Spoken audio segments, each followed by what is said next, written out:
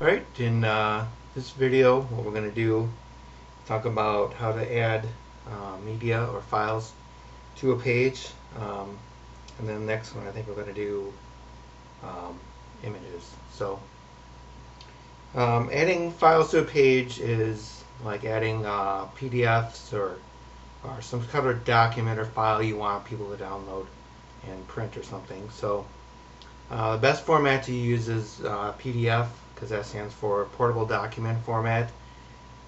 With that, it's made so that your document's going to look the same on mostly everyone's computers. It's going to have the same look, print the same, and same fonts, all that stuff. If you use things like Word documents, you're going to have problems with people not being able to open the files because they have the wrong version of Word, or using some other program that's not going to look quite right. So PDF is the best format to use if you can. Otherwise, people might have a PowerPoint, or they might have some other file that people can download. But this works for any file like that. So I'm going to create a new space, and I'm going to go here, and I'm going to click this one. Where is it?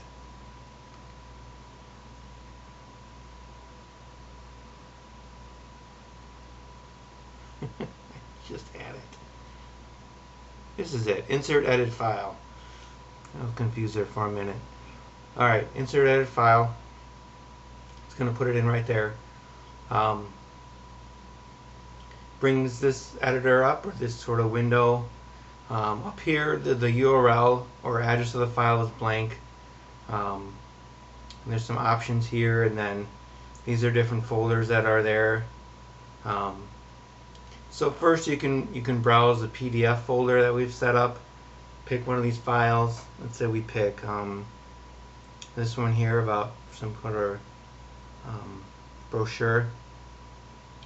Shows the file over here, and then once I clicked on it, up here it filled in sort of the address of where that file is. Target, you really don't have to worry about. It's probably best to leave that not set this time. For text, this is the text that's going to be linked. Okay, so you can change this around if you want. We could remove the underscores. Oops, sorry. I think it'll look something like that. Copy that. And let's just see what it does. You click insert. Puts in a link there. Alright, that's good. But it kind of looks like a normal link. People might not know that's to a file. Alright, so let's try it again. And we'll go back to our insert edit file button. Pretty much do the same thing.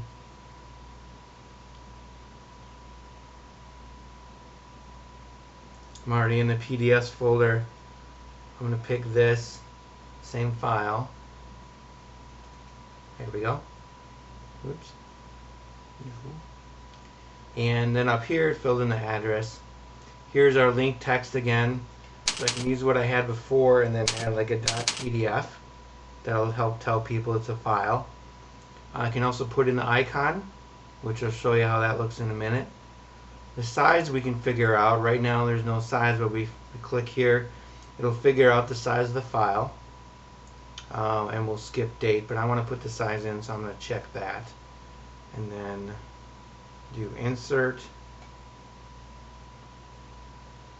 And it should take me out of here.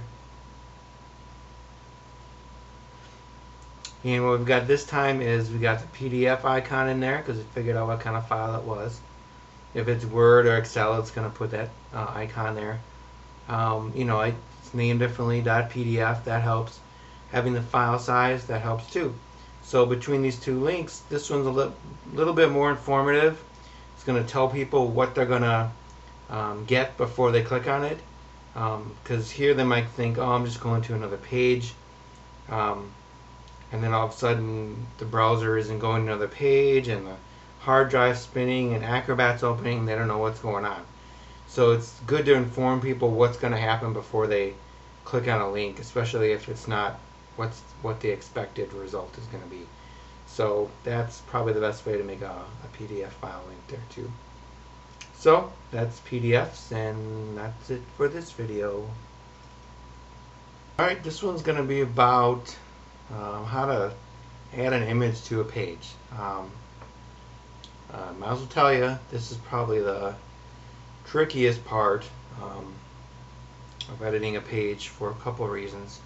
First, I'm going to show you just the basic way, and then I'm going to show you what you got to watch out for when working with images. So I'm going to go down here and pick a place to put in an image. Couple different buttons. This one right here, that's one we want. Insert, edit image.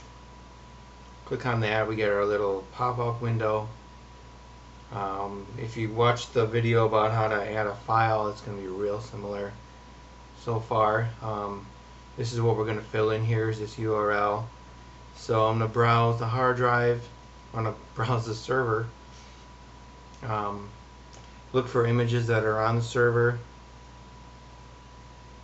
There's one there. There's a preview. Pick that one. What it did was it filled in the URL right here for it, which that's what we want, and then it put in our alternative text.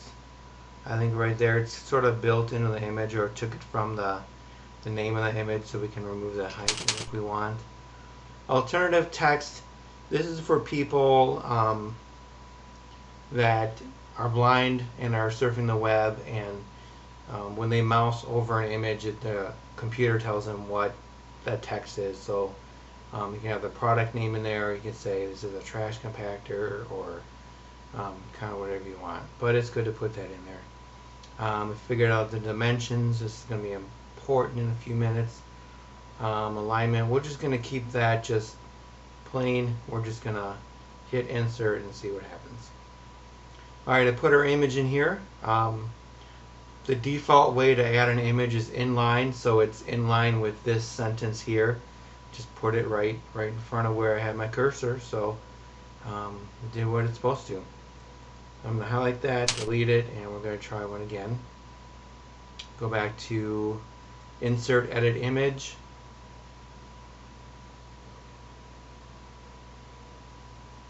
We get our pop-up. Pick an image here. Same kind of thing. Dimensions, that one looks kind of big, so I'm going to skip that one for now, and I think we've got the same one here. Yeah, it's a pretty good size. And this time, we've got to fill in up here again. Get rid of our hyphen. This time I'm going to put alignment right. You've got different options here. You're mainly going to use left and right. So I'm going to do right, and this tells you alignment is the position of the element on the page in relation to other elements. So in this case, in relation to text. So all I did was pick it, hit alignment right, we'll hit insert, and this time, since I put it here, it's aligned it to the right of that, and the text wrapped around it. So that's typically the kind of layout people are looking for. This image sort of has a little white space built into it, but you can tell the text is kind of butted right up next to the image there. So we can edit that and put some space in, which would be better, which is what I suggest with an image like this, because it has a border. If you didn't have the border and just the white space, then you probably don't need extra space. So what I'm going to do is highlight the image, and since this button is insert or edit, I'm going to click it, and we're going to be editing that image that I have highlighted. You could do this all in one step, but I'm doing it just to show you. We have our images highlighted here. Everything's the same as when we left it, align right. But I'm going to fill in margin. Sometimes this is called vertical or horizontal space, but here it's called margin. Equal values is checked, so if I put in 6 here, it's going to put 6 all around it. And what this is pixels, so they're pretty small. So a number between 5 and 10 is usually pretty good. to get some space around it since pixels are pretty small. You got some other options here for border. You usually don't want a border. You want to build that in the image if anything. So let's see, I'm just going to add the space in, so hit update, and now these words are a little farther away from the image, and that's what we want. So that's the kind of basic part of doing an image. Couple things where it gets tricky. Basically, we're thinking about image size. I'm going to flip back to our site here, and on this site we got quite a bit of room for text, going across the page. Remember, this is our content area from about here to about here, and I didn't measure it, but my guess is that's probably about 600 pixels, maybe 625, somewhere in there. So if we add an image, we want to keep that in mind. Now, we can have people scroll up and down the page, but you typically don't want someone scrolling left and right across the page.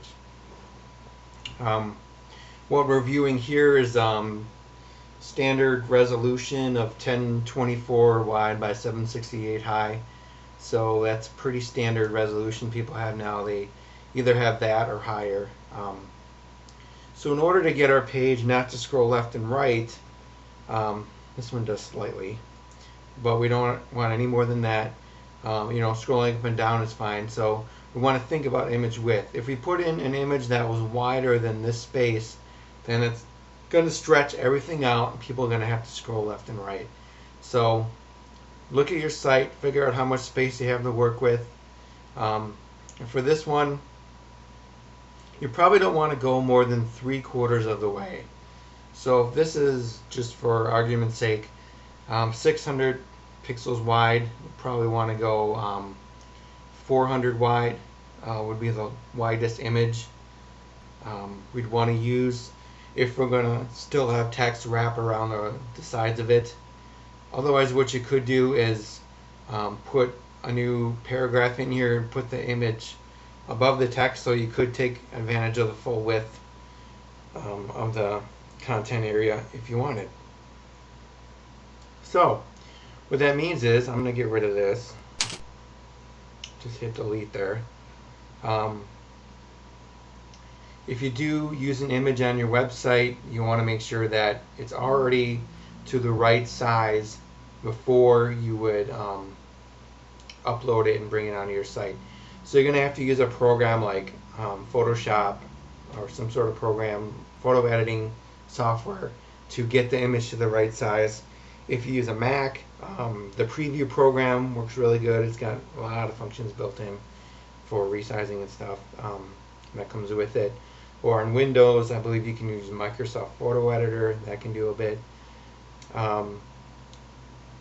When you do resize an image and save it, you've written over the original image, so you can't get it back. So when you do edit to your images and resize them, you probably want to do a save as, so that you get a new file out of it. And I'll usually add a -sm or something to the file name. Let me just type in here, like -sm to the file name. And then speaking of file names, any file for the web, you can't have any kind of funky characters, I say, in the file name. So anything like an ampersand or an exclamation point, space you can use, but I suggest you don't. Any kind of crazy characters like this should not be in the file name at all. Our kind of rule is you can use lowercase or numbers. You can put a number in there, and that's fine. And if you use any spaces, don't put in spaces, but use a underscore or a dash. So alphanumeric underscore dash, and we usually stick to lowercase. You're going to have the most luck with that.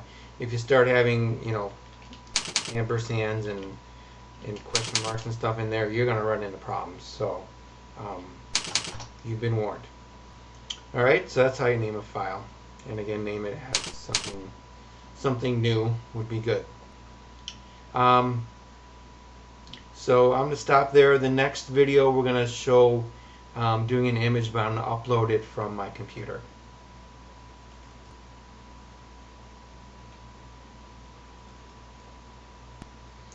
Alright, here's how to work with testimonials if your site is using testimonials module.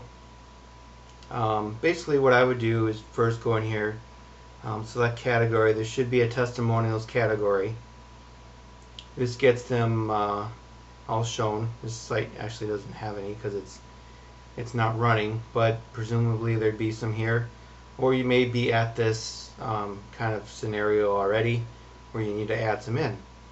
So from here you just click new to add a new one. Basically it's going to make a new page for you, but since we're in the testimonials section and category that's filtered already, it already put it in under section and under category. The title for a testimonial doesn't really matter because it's not going to show. It's not going to show up on the site anywhere, but you do want to make one or title it that will make sense to you. So if you need to edit it later, you can. Just naming something testimonial 1 isn't going to help you if you need to go make an edit to it later. So just put my name in there because I'm doing this testimonial, and type something in.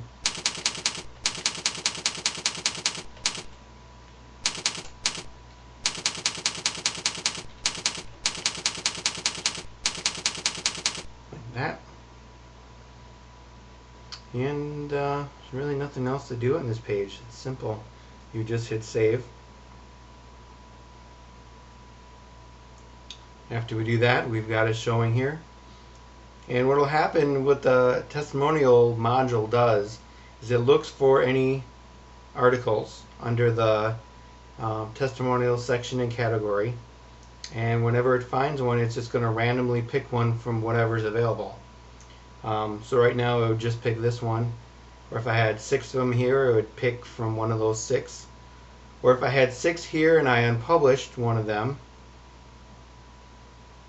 let's see if I can do it. That's unpublished. So now it would pick every other one but besides the one that's unpublished. So it only picks published testimonials. So make sure they're published if you want them to show. And that's it. Next thing I want to show you is the Media Manager. So I'm back at the control panel and I click into Media Manager. If you watch the other videos, you've seen how we've gone into folders that are on the server and browse through them. And basically what the Media Manager does is lets you browse those folders as well, or you can do things like management, like create new folders, delete folders, delete files, things like that. So if you're not already in the stories folder, that's where you need to be. And then we've got,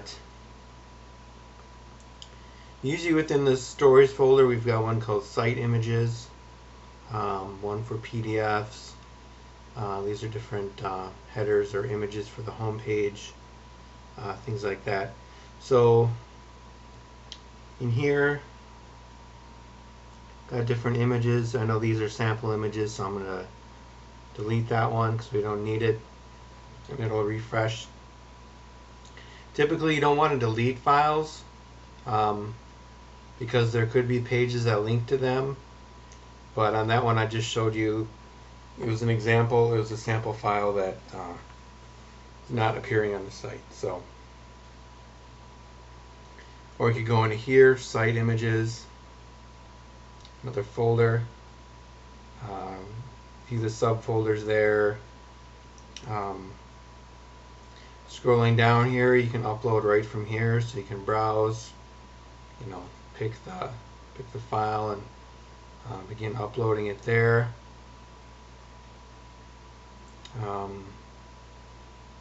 That's about it. Or actually create folders.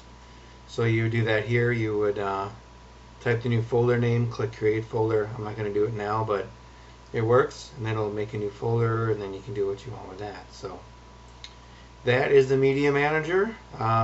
Again, just another way to manage files. Here is where you would create folders if you needed to. Can't really do that in the other place. And you can delete, but you shouldn't delete files. If you do need to, let's say for instance you have a PDF file, which is a schedule or a form or something, and you need to replace that, you can do it here. You can just go find that PDF file, delete it, and then upload it again. But it has to be the exact same file name as the file you deleted. If it is, then it'll work fine, and all the other links that on pages that link to that file will be updated automatically, because they're not changing. So it's really not automatic, but they'll keep working because you kept the file name the same. And that's with case, with periods, with whatever. It's got to be exactly the same file name for it to work. So that's the Media Manager.